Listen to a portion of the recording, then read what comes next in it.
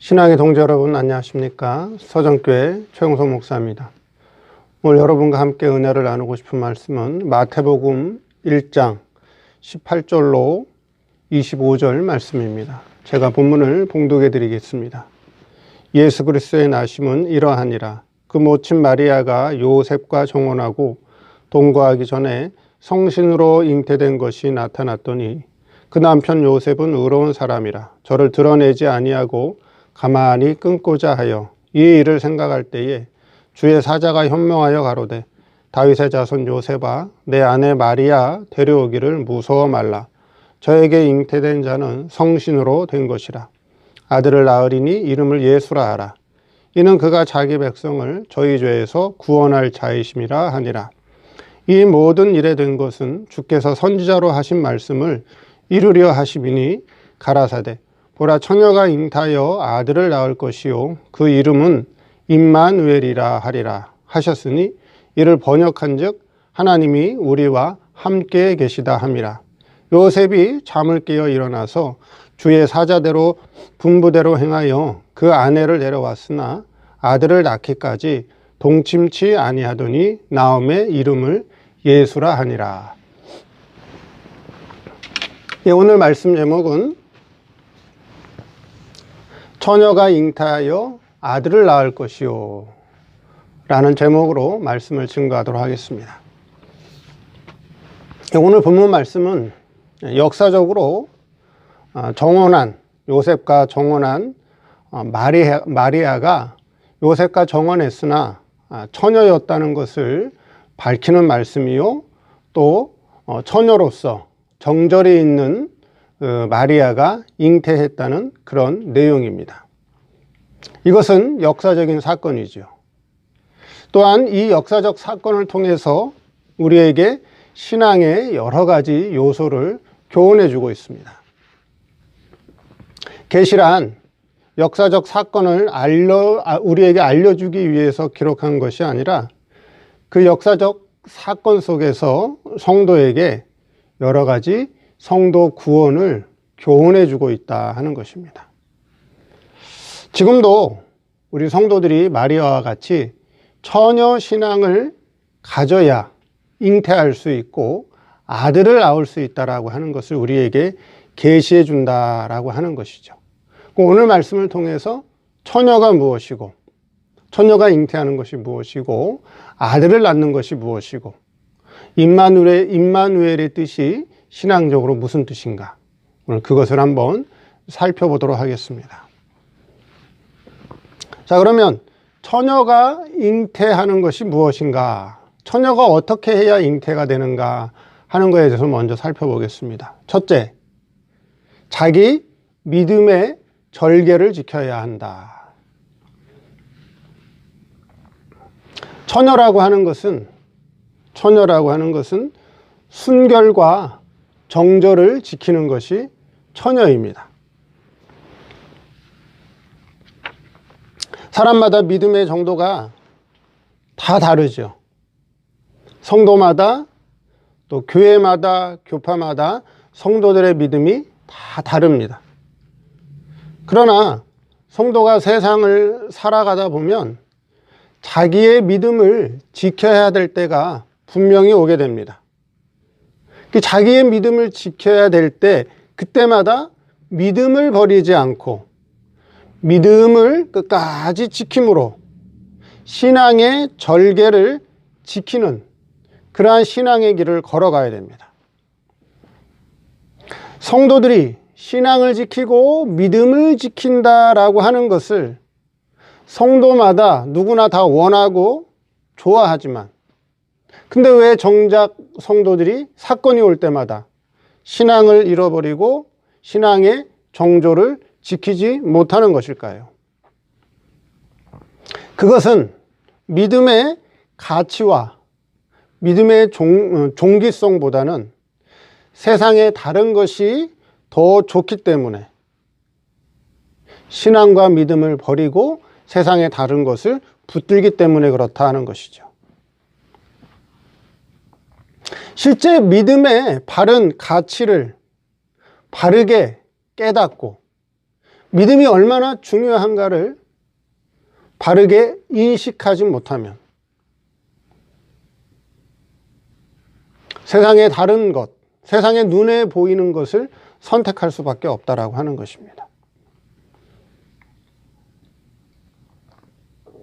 그러므로 우리가 가지고 있는 믿음, 우리가 가지고 있는 신앙이 눈에는 보이지 않지만 이것이 보이는, 눈에 보이는 세상의 것보다 더 가치 있고 더 귀하고 더 존귀하다라고 하는 것을 깨닫는 자라야 신앙의 절개를 굽히지 않는다는 것입니다. 그래서 믿음을 빼앗기는 것이 이것이 자기를 빼앗기는 것이요, 이것이 생명을 빼앗기는 것이요, 영광을 빼앗기는 것이다 라고 깊이 깨달아야 된다라고 하는 것이죠. 이 믿음보다, 이 신앙보다 가치 있고 보배로운 것이 없다라고 하는 것을 확실히 깨달은 자라야 믿음을 버리지 않는다는 것입니다. 믿음을 써본 사람이라야, 믿음을 지켜보고 믿음을 써본 사람이라야 신앙의 절개를 지키는 것이 무엇인가를 알게 된다라고 하는 것이죠. 성도들이 신앙생활 하다 보면 어느 때가 되면 내게 있는 믿음을 쓰고 내게 있는 믿음을 지켜야 하는 그런 사건이 오게 됩니다. 그때마다 믿음을 쓰고 그때마다 신앙의 절개를 지키다 보면 성도 속에, 내 속에 믿음이 점점점 자라게 되고 믿음의 힘이 점점점 강성해져 나가는 것을 깨닫게 된다라고 하는 것입니다. 그런데 믿음을 쓰지 못하면, 신앙의 절개를 지키지 못하면 결국 믿음은 자라지 못하게 된다라고 하는 것이죠. 그럼 믿음의 절개를 지키는 게 뭐냐? 자, 과거에는 우리가 믿음이다, 믿음을 지킨다라고 하면 주일 성수를 하고 11조를 하고, 그렇죠? 우상의 제물을 먹지 않고 우상에게 절하지 않고 술 마시지 않고 담배 피지 않고, 그렇죠? 나쁜 짓 하지 않고, 이것을 믿음을 지킨다, 신앙의 절개를 지키는 것으로 생각을 했어요. 근데 어느 정도 신앙이 이제 들어가게 되면, 신앙이 어릴 때는 그것도 모르고, 그렇죠, 살다가 어느 정도 신앙이 들어가면 그 정도는 하지 않아요. 어느 정도 신앙이 들어가고 믿음 생활을 오래 한 분들은 그런 거 하지 않는다라고 하는 거죠. 그런 거 하지 않는다 해서 믿음을 지키는 것이냐? 물론 그것도 믿음을 지키는 거죠. 신앙을 쓰는 거죠. 그런데 이제 우리가 생활 속에서 그런 사건이 올 때 믿음을 쓰고 자기의 신앙의 절개를 지키는 거는, 그런 사건은 많이 오지 않는다는 거예요. 그러면 우리 생활 속에서, 삶 속에서 믿음을 쓰고 신앙의 절개를 지키는 게 무엇이냐라고 하는 것이죠. 그렇죠? 자, 예를 들어서 차를 한 대 산다고 합시다. 차를 사는 것도 믿음을 쓸 수가 있고 믿음을 안 쓸 수가 있어요. 차를 사는데 내 친구들이, 내 동료들이 3천만 원짜리 차를, 거의 3천만 원짜리 차 이상을 타고 다닌다.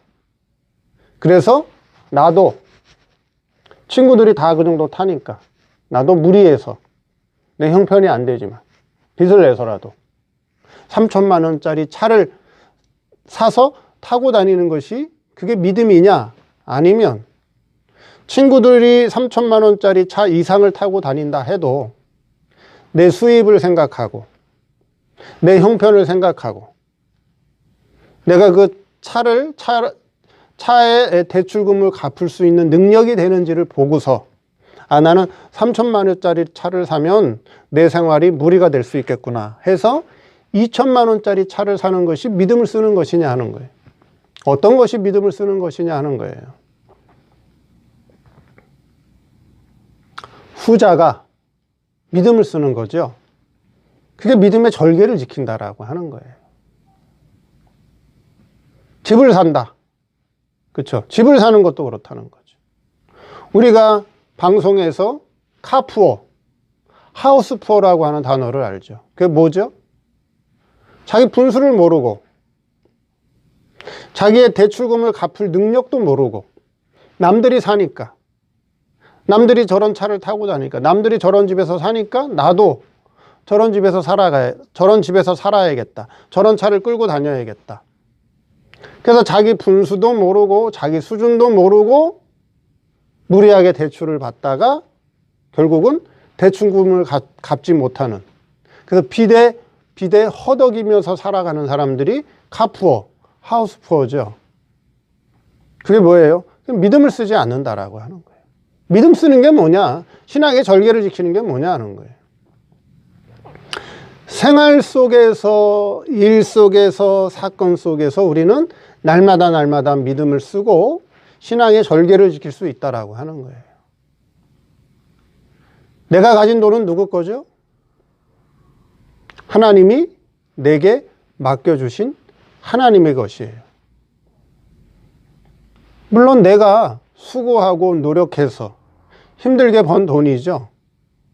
근데 그 돈을 누가 벌게 해주셨느냐 하는 거예요.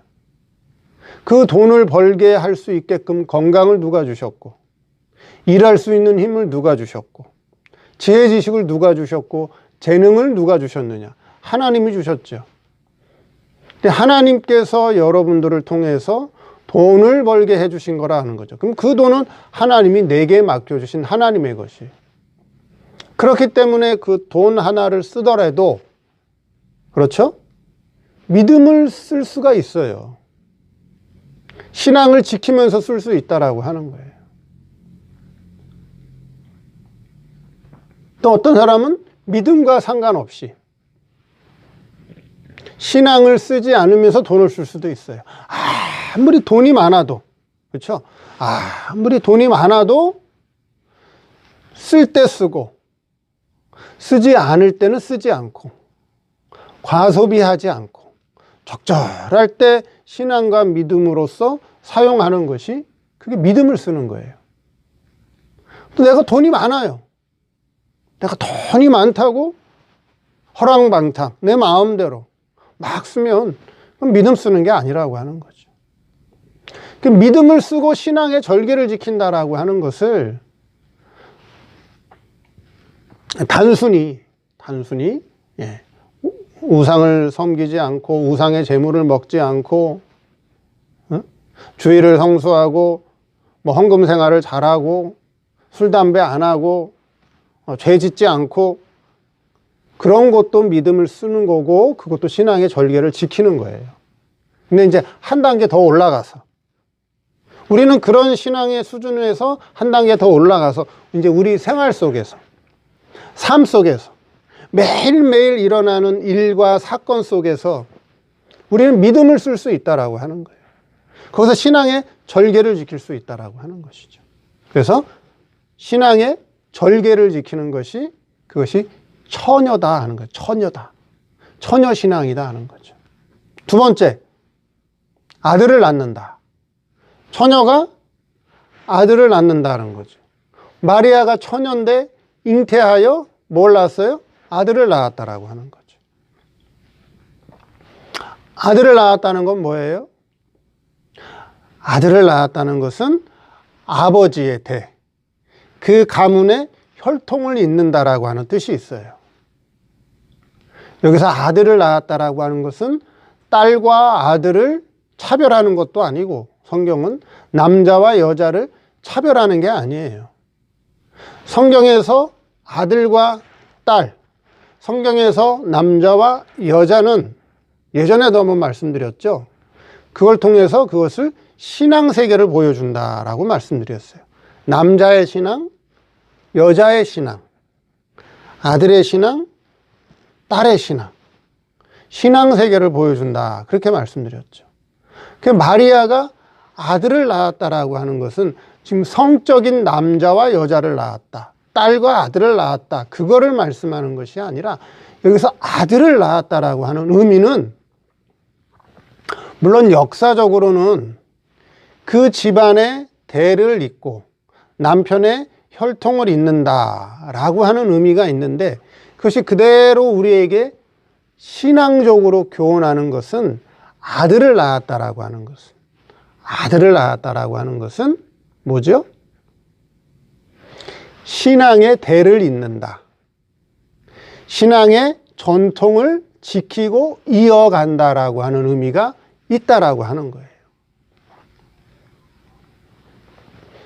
사람이 이 세상에 태어날 때, 사람이 이 세상에 태어날 때 근본과 뿌리가 있죠. 그래서 자기의 근본과 뿌리를 알아야 돼요. 그렇죠? 저는 최 씨예요. 어디 최 씨냐? 충주 최 씨예요. 그 충주 최 씨의 조상을 조사해 보니까 쭉 올라가 보니까 고려시대 때 장군이더라고요.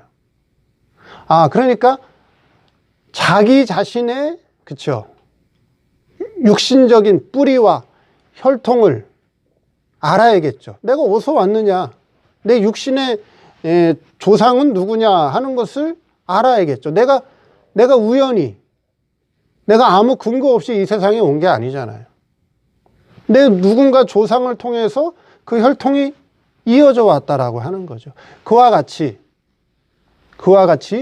우리 육신이 근본이 있고 뿌리가 있고 혈통을 따라서 나온 것처럼 아들을 낳았다라고 하는 것은 신앙적으로 자기의 뿌리, 신앙의 근본과 뿌리를 이어가고 지켜야 될 아들을 낳았다라고 하는 의미가 있다라고 하는 거예요. 그러면 자기 자신의 신앙의 뿌리와 근본을 알아야 된다라고 하는 거예요. 그렇죠? 그래야 자기 아버지, 자기 신앙의 조상의, 그렇죠? 신앙을 지킬 수 있다는 거예요. 그 신앙을 지키고 그 신앙을 계대하고 그 신앙을 이어갈 수 있는 신앙이 아들의 신앙이라고 하는 거예요. 아들의 신앙. 그러면 아까 육신적인 뿌리, 혈통, 조상이 누군가도 알았지만은 내 신앙의 근본은 무엇인가? 내 신앙의 뿌리는 무엇인가를 알아야 된다라고 하는 거예요. 그럼 저는 대한예수교 장로교예요. 신앙이. 대한예수교 장로교고, 그 다음에 장로교 가운데서도 고신에 속한 장로교예요. 고신신학. 그러니까 보수신학이라는 거죠. 보수신학과 보수신앙을 가진 그런 선배들, 부모들로부터 그 신앙을 지켜온 곳에서 내 신앙이 자라났다라고 하는 거예요. 자기 신앙의 근본 뿌리를 알아야 돼요. 자기 신앙의 근본 뿌리를 알아야 돼요. 내 육신의 근본과 뿌리도 알아야 되는 것뿐만 아니라 내 신앙의 근본과 뿌리를 알아야 된다라고 하는 거예요. 그래야 그래야 무엇을 할 수 있다고요? 그래야 그 신앙을 지키고 그 신앙을 계대하고 그 신앙을 이어가지요. 그게 뭘 낳는 거라고요? 그것이 아들을 낳았다라고 하는 거예요. 아들을 낳았다. 아들이 아버지의 혈통을 잇고 그 가문의 대를 잇는 것과 같이 마리아가, 처녀가 아들을 낳았다라고 하는 것은 신앙의 절개를 지키는 믿음의 사람이 신앙을 지키고 믿음을 쓰고 신앙의 절개를 지킬 수 있는 그 신앙의 사람이 그 신앙에서는 아들을 낳게 된다. 아들을 낳는다라고 하는 것은 뭐예요? 내 신앙의 뿌리, 내 신앙의 근본을 알고 그 신앙을 지키고 그 신앙을 계대하고 그 신앙을 이어가는 것이 그게 아들을 낳는 거다 하는 거예요. 그래서 그 신앙을 지킬 줄 알아야 된다라고 하는 거예요. 그 신앙을 잃어버리면 안 된다라고 하는 거예요. 장로교 신앙, 고신 신앙, 독립교회 신앙, 이 신앙을 잃어버리면 안 된다라고 하는 거예요. 그게 아들을 낳는 거예요. 아들을 낳는다. 우리가 육신적으로 우리 성도가 남자가 아들을 낳을 수 없잖아요. 제가 아들을 낳을 수 없잖아요. 그렇죠? 또 결혼 안 한 사람이 아들을 낳을 수 없잖아요. 연세 많이 드신 분이 아들을 낳을 수 없잖아요. 아들 낳는 게 뭐냐는 거예요. 신앙적으로. 역사적으로 마리아가 여자가 아들을 낳았죠. 그건 다 알아요. 우리 성도가 지금 내가 아들 낳는 게 뭐냐? 자기 신앙의 뿌리, 자기 신앙의 근본을 깨닫고 그 신앙과, 그렇죠? 그 신앙의 정신을 빼앗기지 않고 지켜나가는 거, 그걸 이어가는 거, 그게 아들 낳는 거다라고 하는 거예요. 그러면 세 번째, 임마누엘이라 하라. 그렇죠. 임마누엘이라는 뜻이 뭐예요? 임마누엘이라는 뜻은 하나님이 우리와 함께 하신다. 그런 신앙을 가지고 신앙의 절개를 지키고 신앙의 절개를 지키는 믿음 속에서 아들을 낳아서 그 아들의 신앙을 가지고 아버지 때, 조상 때, 그 윗대의 신앙의 뿌리를 알고 내 신앙의 뿌리가 어떤 신앙의 뿌리를 가지고 지금까지 흘러왔는가. 아, 내 신앙의 뿌리가 이렇게 보수적인 신앙이구나. 장로교의 신앙을 가지고 있구나. 칼빈주의 신학을 바탕으로 한 장로교의 신앙을 가지고 있구나. 고신신학이구나. 일제시대 때 신사참배하지 않고 옥중에서 고초를 겪은 옥중 성도들이 나와서 세운 신학교, 고신신학교의 그 신앙의 뿌리가 내 신앙의 근본이구나를 알고 그것을 지키고 그 신앙을 지키고 계대하려고 애를 쓰는 것이 바로 아들의 신앙이고, 그렇죠. 그럼 그 위에 누가 함께 하신다고요? 임마누엘의 하나님이 늘 함께 해주신다는 거예요. 임마누엘의 하나님의 뜻은 뭐라고요? 하나님이 우리와 함께 하신다라고 하는 거예요. 신앙의 절개를 지키고 자기 생활 속에서, 삶 속에서 신앙과 믿음을 지키면서 아들의 신앙을 가지고 자기 신앙의 근본과 뿌리를 바르게 깨달아서 그 신앙을 지키고 계대하고 그 신앙을 발전시켜서 이어가려고 하는 그런 아들을 낳고 아들의 신앙을 가진 사람 위에 누가 함께 해주신다고요? 임마누엘의 하나님이 늘 함께 해주신다는 거예요. 그런 사람 위에, 그런 신앙과 정신을 가진 사람과 함께 임마누엘의 하나님이 늘 함께 해주신다 하는 것이 오늘 본문의 말씀이라고 하는 것이. 우리는 무슨 신앙을 가지고 있어요? 처녀 신앙을 가지고 있어야 돼. 신앙의 정조를 지키고 신앙의 절개를 굽히지 않고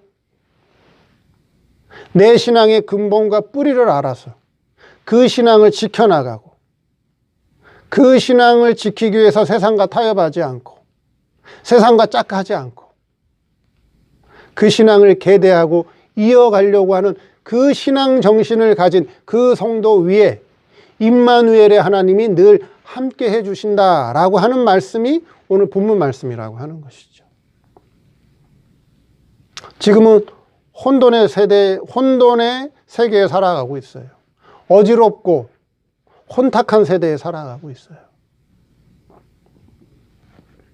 마리아와 같이 신앙의 정조를 지키고 신앙의 절개를 굽히지 않고 아들을 낳아서 그 아들의 신앙을 가지고 자기 신앙의 근본과 뿌리를 깨달아서 그것을 지켜나가고 이어나가는 그 신앙 위에 임마누엘의 하나님이 늘 함께 하시는 그런 저와 여러분 되기를 바랍니다. 감사합니다.